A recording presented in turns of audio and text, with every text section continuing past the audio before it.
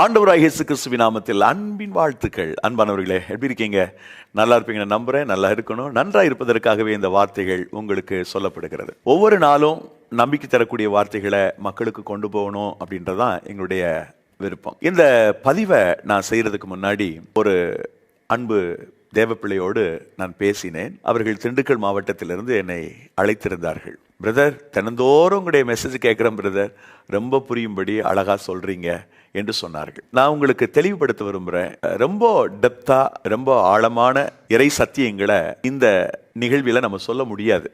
ஏனென்றால் இந்த நிகழ்ச்சிகள் தொலைக்காட்சிகளில் பொதுமக்களும் பார்க்கும்படி பல தொலைக்காட்சிகளில் அனுப்பி வருகிறோம். ஆகவேதான் இந்த வார்த்தைகள் மற்றவருடைய மனதிலே நம்பிக்கை ஏற்படுத்த வேண்டும் என்பதை மாத்திரம் மனதில் வைத்து ஆறுதலை கொடுக்க வேண்டும், சோர்ந்து போன பிள்ளைகளை உற்சாகப்படுத்த வேண்டும் என்பதெல்லாம் மனதில் வைத்து நாங்கள் லகுவாக இந்த வார்த்தைகளை சொல்லி வருகிறோம். இந்த நிகழ்ச்சிகளை பார்த்து கொண்டிருக்கிற உங்களுக்கு எங்களுடைய அன்பான ஆலோசனை, வேண்டுகோள் என்னவென்றால், உங்கள் கரங்களிலே பரிசுத்த வேதாகமம் இருந்தால் தொடர்ந்து அதை கருத்தாய் வாசியுங்கள். நீங்கள் இது போன்ற செய்திகளை கேட்பதோடு மாத்திரமல்ல, இன்னும் ஆழமான இறை வார்த்தைகளை கேட்க வேண்டும். சத்தியங்களை இன்னும் தெளிவாக புரிந்து கொண்டு ஆண்டவருக்காக நீங்கள் வாழ வேண்டும் என்று சொன்னால் ஒரு நல்ல ஒரு ஆவிக்குரிய போதகரோடு உங்களுடைய தொடர்பு இருக்க வேண்டும். சத்தியத்தை மிக தெளிவாய் போதிக்கக்கூடிய உங்களுடைய வீட்டுக்கு அருகாமையில் இருக்கக்கூடிய ஆலயத்திற்கு சென்று, அல்லது ஒருவேளை சத்தியத்தை நன்றாக உரைக்கிற இந்த சபை என்று தெரிந்தால் சற்று தூரமானாலும் வாரந்தோறும் தவறாமல் ஆலய ஆராதனையில் பங்கு பெறுங்கள். விசேட கூட்டங்களை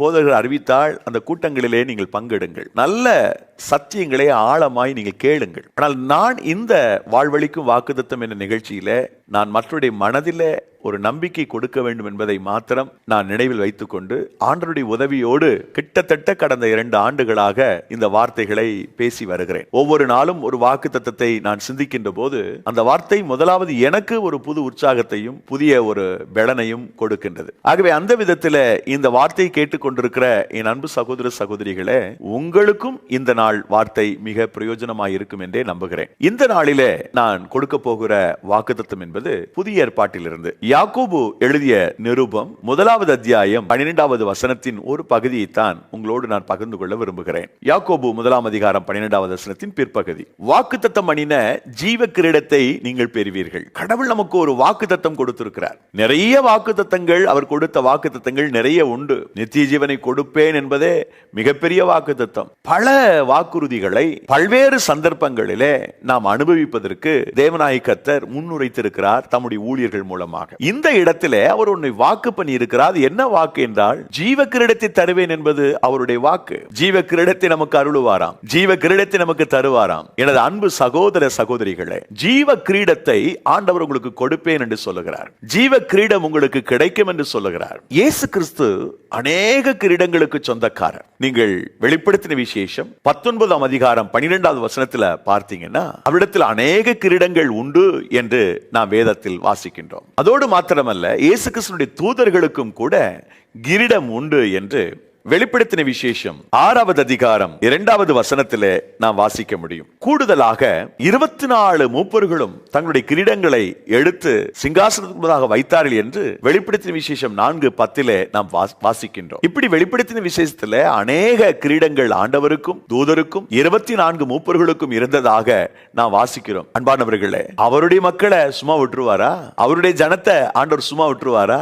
நமக்கும் ஆண்டவர் கிரீடத்தை கொடுக்கின்றார். நம்முடைய வாழ்க்கையிலும் ஏராளமான கிரீடங்களை அவர் நமக்கு கொடுக்கின்றார். பல கிரீடங்களை குறித்து வேதாகமம் மிக அழகாய் சொல்லுகிறது. முதலாவது மகிமையின் கிரீடம். எசாயா 28:5, நீதிமொழிகள் 16:31, நீதிமொழிகள் 4:9, எரேமியா 13:18, 1 பேதுரு 5:4 மகிமையான வாடாத கிரீடம் என்று சொல்லப்பட்டிருக்கிறது. இரண்டாவது என்ன கிரீடம்? அழியாத கிரீடம். 1 கொரிந்தியர் 9:25 அதை நமக்கு சொல்லுகிறது. மூன்றாவது மகிழ்ச்சியின் கிரீடம். 1 தெசலோனிக்கேயர் 2:19, பிலிப்பியர் 4:1 இப்படி வாசிக்கிறோம். நான்காவது நீதியின் கிரீடம். 1 தீமோத்தேயு 4:7. ஐந்தாவது அலங்கார கிரீடம். எசேக்கியேல் 23:42, ஏசாயா 62:3. சிங்கார கிரீடம். எசேக்கியேல் 16:12. 6வது சிங்கார கிரீடம் எசேக்கியேல் 16:12. 7வது பரிசுத்த கிரீடம் யாத்திராகமம் 29:6, 39, 30. இப்படி பல கிரீடங்களை பரிசுத்த வேதாகமம் பட்டியலிடுகிறது. அன்பானவர்களே, நான் மேற்சொன்னபடி பல கிரீடங்கள் நமக்கு வாக்கு பண்ணப்பட்டிருக்கின்றன. திரளான கிரீடங்களை கர்த்தர் உங்களுக்கும் எனக்கும் கொடுத்திருக்கின்றார். ஆவிக்குரிய பூமிக்குரிய கிரீடங்களும் இதில் இருக்கின்றன. ஆவிக்குரிய பிரகாரமான கிரீடம் உண்டு. பூமிக்குரிய வாழ்க்கையிலும் கூட அவர் நமக்கு கிரீடங்களை கொடுக்கின்றார், வாக்கு பண்ணுகின்றார். இப்படி ஆவிக்குரிய பூமிக்குரிய கிரீடங்களை நாம் சுதந்திரிப்பதற்கு தேவனுடைய வாக்கு கொடுக்கப்பட்டிருக்கிறது. நான் ஏற்கனவே சொன்ன யாக்கோபு புத்தகம் 1:12 வசனம் என்பது ஆவிக்குரிய கிரீடத்தை மாத்திரமல்ல, அந்த வசனத்திலே சொல்லப்பட்டிருக்கிற நிபந்தனைகளை நாம் கவனித்து நடந்தால் இந்த பூமியிலே வாழ்கிற போது நாம் அவர் தருகிற கிரீடம் போன்ற ஆசீர்வாதங்களால் நாம் சுகித்திருக்க முடியும். நாம் மரணத்தை சந்திக்கின்ற போது நித்திய ராஜ்யத்தை அடைவோம் என்ற நம்பிக்கை நமக்கு இருக்கிறது. அந்த நம்பிக்கை பரிசுத்த வேதாகமம் அழகாய் நமக்கு சொல்லிக் கொடுத்திருக்கிறது. அன்பிற்குரியவர்களே, இந்த நித்திய ஆசீர்வாதத்தை ஆண்டவர் ஏற்கனவே வாக்கு பண்ணிவிட்டார். ஆனால் நாம் வாழ்கிற இந்த பூமிக்குரிய வாழ்க்கையில ஒருவேளை 50 ஆண்டுகளோ அல்லது 60 ஆண்டுகளோ 70 ஆண்டுகளோ 80 ஆண்டுகளோ அல்லது 100 வருடமோ நாம் வாழ்கிற காலமெல்லாம் இந்த பூமியில் வாழ்கிற போதே ஆவிக்குரிய கிரீடங்களை நாம் பெறுவோம் என்ற நம்பிக்கையோடு பூமிக்குரிய கிரீடங்கள் போன்ற ஆசீர்வாதங்களையும் நிச்சயம் அனுபவிப்போம். அப்படியானால் நான் முதலாவது வாசித்த அந்த வசனத்தில் நாம் என்ன செய்ய வேண்டும் என்ற நிபந்தனையை நாம் கவனிக்க வேண்டும். மீண்டும் அந்த வசனத்தை முழுமையாக வாசித்து விடுகிறேன். யாக்கோபு 1:12. சோதனையை சகிக்கிற மனுஷன் பாக்கியவான், அவன் உத்தமன் என்று விளங்கின பின்பு கர்த்தர் தம்மிடத்தில் அன்பு கூறுகிறவர்களுக்கு வாக்குத்தத்தம் பண்ணின ஜீவ கிரீடத்தை பெறுவான். இந்த ஜீவ கிரீடத்தை பெறுவதற்கு 3 காரியங்கள் இங்கே குறிப்பிடப்பட்டிருக்கின்றன. இந்த பூமியிலேயும் கிரீடம் போன்ற ஆசீர்வாதங்களை சுதந்திரிப்பதற்கு இந்த 3 விஷயங்களையும் நீங்க மனதில் கொள்ளுங்கள். முதலாவது, நாம் சோதனையை சகிக்க வேண்டும். இரண்டாவது, உத்தமர்கள் என்று நாம் நம்மை விளங்க பண்ண வேண்டும். மூன்றாவது, தேவனிடத்தில் அன்பு கூற வேண்டும். 3 காரியங்களை நம்முடைய மனதில் வைத்துக் கொள்வோம். இந்த ஆண்டு ஆண்டவர் ஜீவ கிரீடத்தை போன்ற உச்சிதங்களை, ஆவிக்குரிய ஆசீர்வாதங்களை மாத்திரமல்ல பூமிக்குரிய ஆசீர்வாதங்களையும் உங்களுக்கு நிறைவாய் தந்து உங்களை ஆசீர்வதித்து உயர்த்த போகிறார். என் அன்பு சகோதர சகோதரிகளே, ஆண்டவராகிய இயேசு கிறிஸ்துவினுடைய அந்த பேர் ஆசீர்வாதத்தை, அந்த நன்மையை, அந்த இரக்கத்தை நாம் பெற்றுக்கொள்வதற்கு இங்கே சொல்லப்பட்டிருக்கிற இந்த 3 நிபந்தனைகளை நாம் நினைவில் கொள்வோம். முதலாவது, சோதனையை சகிப்பது. சோதனை என்பது அது ப்ரமோஷனுக்காக தேவன் வடிவமைத்து வைத்திருக்கிற ஒரு ஏற்பாடு. சோதனையை நீங்கள் சகிக்காவிட்டால் எப்படி நீங்கள் வெற்றி பெற முடியும்? சோதனையே இல்லாமல், டெஸ்ட் இல்லாம, எக்ஸாம் இல்லாம மேற்படிப்புக்கு போக முடியுமா என்றால் நிச்சயம் முடியாது. இந்த காலத்தில், அதாவது 2020-21 உள்ள மாணவர்கள் நிச்சயமாக டெஸ்ட் இல்லாம மேல் வகுப்புக்கு போயிடலாம்னு சொல்லுவாங்க. காரணம், COVID-19 நிறைய பேர் எக்ஸாம் எல்லாமே அடுத்த வகுப்பு போயிட்டான். இந்த காரியங்களை நாம் சொல்லிக் கொண்டிராமல் நான் சொல்வதை நீங்கள் கவனியுங்கள், கவனத்தில் கொள்ளுங்கள். ஒரு வகுப்பிலிருந்து மற்றொரு தேர்வகுப்புக்கு போவதற்கு நமக்கு ஒரு எக்ஸாம் தேவைப்படுகிறது, டெஸ்ட் தேவைப்படுகிறது, பரிசோதனை, சோதனை அவசியப்படுகிறது இல்லையா? அது போலவேதான் இந்த வாழ்க்கையில, உலக வாழ்க்கையில நாம் அடுத்தபடி மேலே செல்வதற்கு நமக்கு பரிசோதனை அவசியம், சோதனை அவசியம். ஆகவே நிறைய பேர் இந்த உலகத்திலே சோதனை என்பதை வெறுக்கிறார்கள். சோதனை வந்தால்தான் நான் ப்ரோமோட் பண்ணப்பட முடியும், சோதனை தான் எனக்கான உயர்வின் படிக்கட்டு இருக்கிறது. ஆகவே சோதனைகளை சகிக்கிறவர்கள் பாக்கியவான்கள் வசனம் சொல்லுது. கொடுத்து வைத்தவர்கள். அப்போஸ்தலனாகிய பவுலை பாருங்கள், வேதாகமத்திலே குறிப்பாக அப்போஸ்தலர் நடபடிகள் 20:19 இந்த பக்தன் சோதனையை சகித்து கர்த்தரை சேவித்தான் என்று நாம் அறிய முடியும். சோதனை வந்தது, அதை சகித்து தான் இந்த மனிதன் கர்த்தரை சேவித்தான். ஆகவேதான் அவனால் சொல்ல முடிந்தது சீசர்களுக்கு, சீசருடைய மனதை திடப்படுத்தி ஸ்திரப்படுத்தி நாம் அநேக உபத்திரங்கள் வழியாக கிறிஸ்துவினுடைய ராஜ்யத்திற்கு பிரவேசிக்க வேண்டும் என்று அவர்களுக்கு புத்தி சொன்னான் என்று அப்போஸ்தலர் நடபடிகள் புத்தகம் 14:22 வாசிக்கின்றோம். சோதனைகளை அவன் சகித்து கர்த்தரை சேவித்தான். அதே போல சீசர்களை குறித்து நாம் வேதாகமத்தில் வாசிக்கின்ற போது லூக்கா நற்செய்தி நூல் 22:28 சோதனையை சகித்து நிலைத்திருந்தார்கள். பவுல் சோதனை சகித்து தேவனை சேவித்தான். இங்கே சீசர்கள் சோதனையை சகித்து அவர்கள் அவருக்குள் நிலைத்திருந்தார்கள் என்று பார்க்கிறோம். சோதனையை சிலர் சகிக்க முடிவதில்லை, சோதனையை வெறுத்து விடுகிறார்கள், விட்டு விடுகிறார்கள். அடுத்து மூன்றாவது நாம சொல்லணும்னா யாக்கோபு தீத்துவினுடைய நிருபம் 1ஆம் அதிகாரத்துல 2-3 வசனங்களை நீங்க பாத்தீங்கன்னா, சகோதரர்கள் என்று அழைக்கப்படுகிறவர்கள் சோதனையை சகித்து சந்தோஷமாய் இருக்க வேண்டும் என்று சொல்லுகிறார். முதல்ல பவுலை பார்த்தோம், சோதனை சகித்து கர்த்தரை சேவித்தான். சீசர்களை பார்த்தோம், சோதனை சகித்து அவர் நிலைத்திருந்தார்கள். அடுத்து இந்த சகோதரர்களுக்கு யாக்கோபு சொல்லுகிறான், சோதனையை சகித்து சந்தோஷமாக இருக்கும்படி கர்த்தர் விரும்புகிறார். 4வதாக சிமர்னா சபை சோதனையை சகித்து உண்மையுள்ளவர்களாக இருந்தார்கள் என்று கர்த்தருடைய ஆவியானவர் சொன்னார். சோதனை சகித்து உண்மையாய் வாழ்வது. 5வதாக 2 கொரிந்தியர் 8:2 கொரிந்தியர்கள் சோதனை போன்ற உபத்திரவங்களை சகித்து கொடுக்கிறவர்களாக இருந்தார்கள் என்று பார்க்கிறோம். ஆக தேவன் உங்களுக்கு ஒரு கிரீடத்தை கொடுக்கணும்னு சொன்னா சோதனைகளை சகித்துக் கொள்ளுங்கள். சோதனைகளை சகித்து பவுலை போல அவரை சேவிப்பதும், சோதனைகளை சகித்து தேவனுடைய சீசர்களை போல அவரில் நிலைத்திருப்பதும், சோதனைகளை சகித்து பின்னாட்களிலே சகோதரர்கள் சோதனை சகித்து சந்தோஷமாய் இருந்தது போலவும், சிமர்னா சபை மக்களை போல சோதனை சகித்து உண்மையானவர்களாக வாழ்ந்தது போலவும், கொரிந்திய சபை மக்களை போல சோதனை போன்ற உபத்திரவங்களை சகித்து கொடுக்கிறவர்களாக மாறினது போலவும் இருந்தால் நிச்சயமாகவே இந்த பூமியிலே நாம் கிரீடத்தை பெற்றுக்கொள்வோம். 2வதாக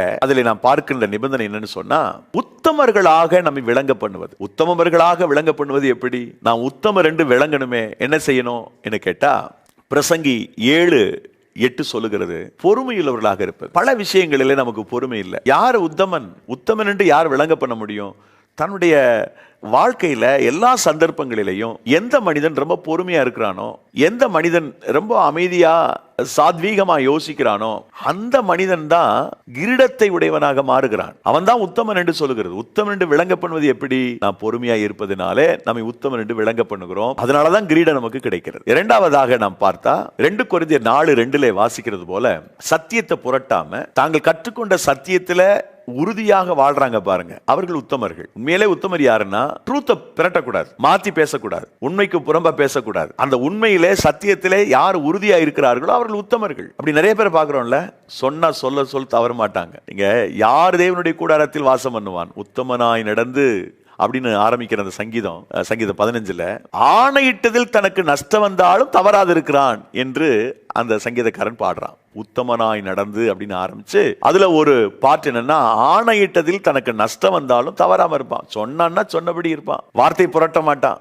வார்த்தையில சுத்தம் இருக்கும். அரசியல்வாதிகள் சொல்றாங்கல்ல, சொல்வதை செய்வார் செய்வதை சொல்வார்னு. உண்மையிலே கடவுளுடைய பிள்ளைகள் தான் அப்படி இருக்கணும், இருந்து ஆகணும். அவர்கள் உத்தமர்கள். 3வதா உத்தமர் என்று விளங்குவதற்கு நாம் கவனம் செலுத்த வேண்டிய 3வது விஷயம் என்னன்னா, 2 கொரிந்தியர் 10:18 கர்த்தரால் புகழப்படக்கூடிய ஒரு நிலையில் நம்முடைய வாழ்க்கை இருக்கணும். கர்த்தர் நம்ம புகழணும். ஆபிரகாமை பார்த்து நீ எனக்கு பயப்படுகிறவன் என்று கர்த்தர் புகழ்ந்தார். மோசேயை பார்த்து என் பூமியிலே என் தாசனாகிய மோசே தான் சாந்த குணம் உள்ளவன் என்று சொன்னார். தாவீதை பார்த்து என் இருதயத்துக்கு ஏற்றவன் என்று கர்த்தர் சொன்னார். இப்படி அவரால் புகழப்படுகிற ஒரு பாக்கியம். இந்த கல்லின் மேல் சபையை கட்டுவை, நீ பேதுருவாய் இருக்கிறாய் என்று பேதுருவை புகழ்ந்தார். கர்த்தரால் புகழப்படுவது. கபடற்ற உத்தம இஸ்ரவேலனே என்று மற்றொரு சீடனை கர்த்தர் புகழ்கிறார். கர்த்தரால் புகழப்படுகிற அந்த ஒரு யோக்கியமான வாழ்க்கை, தேவன் புகழக்கூடிய ஒரு பாராட்டுதலுக்குரிய ஒரு வாழ்க்கை நமக்கு இருந்தால் நாம் உத்தமர்கள் என்பதில் சந்தேகமில்லை. நாம் உத்தமர்களாக வாழ்ந்து சுகித்திருப்போம், நாம் உத்தமர்களாக வாழ்ந்து மகிழ்ந்திருப்போம், நாம் உத்தமர்களாக வாழ்ந்து களி கூறுவோம். உத்தமர்கள் என்று நாம் விளங்க பண்ணுகிற போதெல்லாம் அந்த கிரீடம் நமக்கு வருகிறது,